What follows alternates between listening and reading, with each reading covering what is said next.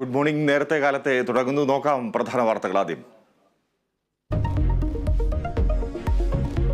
4 മണ്ഡലങ്ങളിൽ സ്ഥാനാർത്ഥികളെ തേടി BJP. കൊല്ലം, വയനാട്, ആലത്തൂർ, എറണാകുളം മണ്ഡലങ്ങളിൽ സ്ഥാനാർത്ഥി പ്രഖ്യാപനം നീളുന്നു. വൈകിപ്പിക്കുന്നത് മറ്റു പാർട്ടികളിൽ നിന്ന് എത്തുന്നവരെ കാത്തെന്ന് ആക്ഷേപം.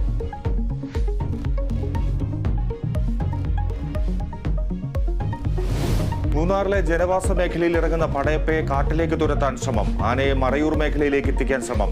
കണ്ണൂർ അടയ്ക്കാത്തോട് ജനവാസ മേഖലയിൽ ഇറങ്ങിയ കടുവയെ കണ്ടെത്താനായില്ല.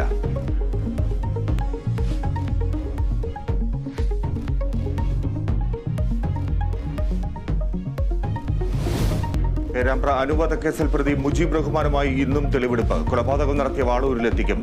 കൊണ്ടോട്ടിയിലെ ജ്വല്ലറിയിലും തെളിവെടുപ്പ്.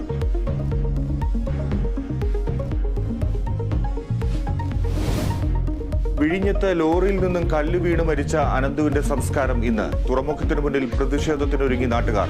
കുടുംബത്തിന് അർഹമായ സഹായം നൽകണമെന്ന് ആവശ്യം.